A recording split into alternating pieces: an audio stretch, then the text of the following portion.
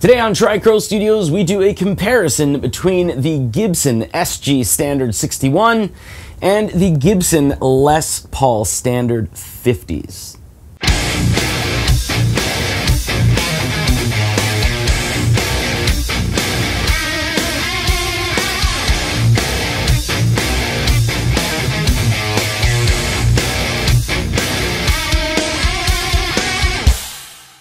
Now quickly, before we get started, it's very important to me that you understand that there's no YouTube video out there that's going to properly convey to you how a guitar feels in your hands or how you might bond with a guitar.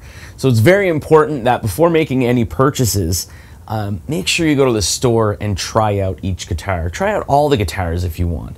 And just make sure you kind of go with what speaks to you. So don't let a goofball like me tell you what to buy. What I do with YouTube videos is I watch them and I'll use them to kind of like broaden my information and knowledge, gain a little bit of different perspective maybe on a different guitar, and of course get a little excited over a potential purchase. That being said, I do have 5 sound samples for you today. We have a clean sound sample, a little bit of a breakup sound sample, then we move on to what I like to call swampy rock, and then a little bit of increased gain rock, and then because it's this channel, we end things on a full-on metal sound sample.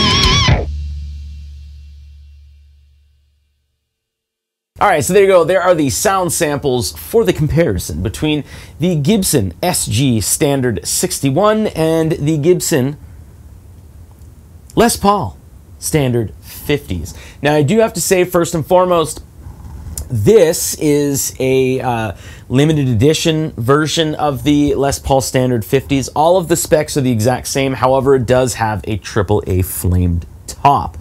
So you wouldn't normally see this amount of flame on a Gibson Les Paul Standard 50s. But let's talk about the specs, and then we'll talk about the individual guitars with a little bit of perspective on like feel and stuff like that. So the SG Standard is a very thin body, where the Les Paul is definitely thicker. This is a carved slab of mahogany, and this is a slab of mahogany with a carved maple top on it. The Les Paul Standard 50s is considerably heavier than the Gibson SG Standard 61. This is a non-weight relieved Les Paul, so that will definitely add some weight to it. Both guitars have the inlaid Gibson logo. The SG Standard has the holly leaves or holly tree inlaid on the headstock, whereas Les Paul model is silk screened on the front of the headstock here. We also have Graphtec nuts for both guitars. Another similarity here, we have the Gibson Clouson style vintage style tuners. They're not the vintage size, by the way, so they're not the smaller size, they're just the regular size. So if you're looking for replacements, you just get the regular size. Both guitars also have mahogany necks.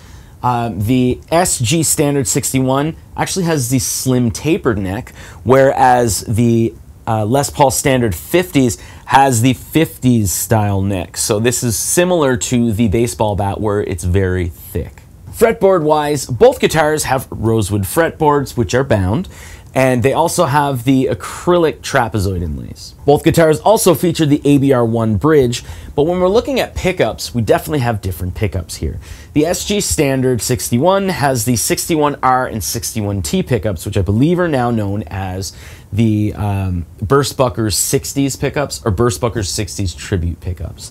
The Les Paul Standard 50s here has a Burstbucker 1 in the neck and a Burstbucker 2 in the bridge. Of course, the 61R and 61T, as you would have seen in the Les Paul Classic and Les Paul Standard 60s comparisons to the SG or the Les Paul Standard 50s, it still has their hotter pickups with a little more treble to them, and you can definitely hear that in a lot of the recordings.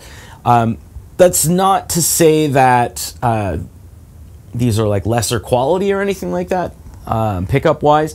I generally do gravitate towards pickups that have a little less treble in them, just for a little bit of more control, I guess you would say. But either way, I have more guitars that have 61R and 61Ts than I have guitars that have Burstbuckers in them. And of course, we're going to have the one dude that asks about the strap buttons.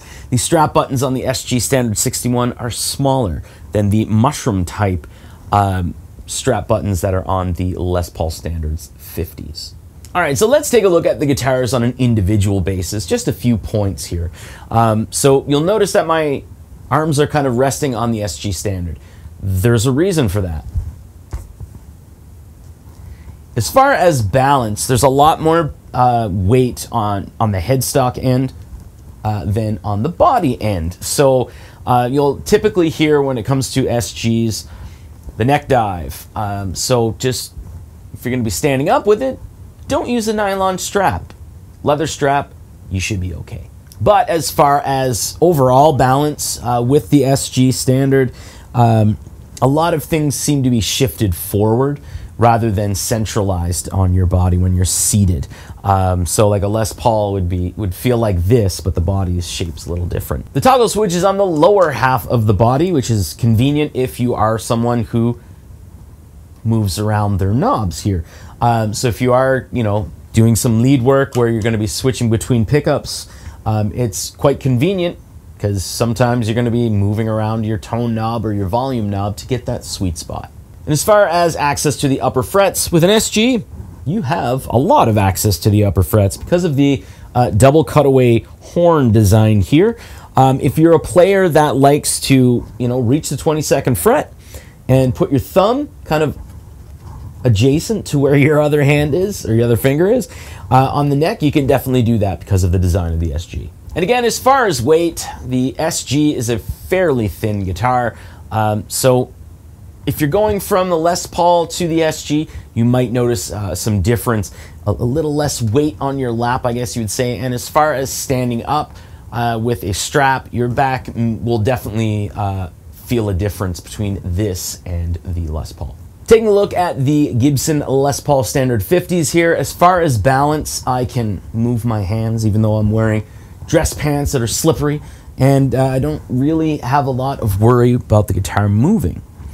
The guitar is also a little more centralized to the body, so you know, 22nd fret axis is basically in the middle of your body if you're seated. This definitely translates well to wearing the guitar with a strap. However, a lot of people would mention that because of the weight of the guitar, wearing a strap, it may not wreak havoc, but you'll definitely notice it in your back.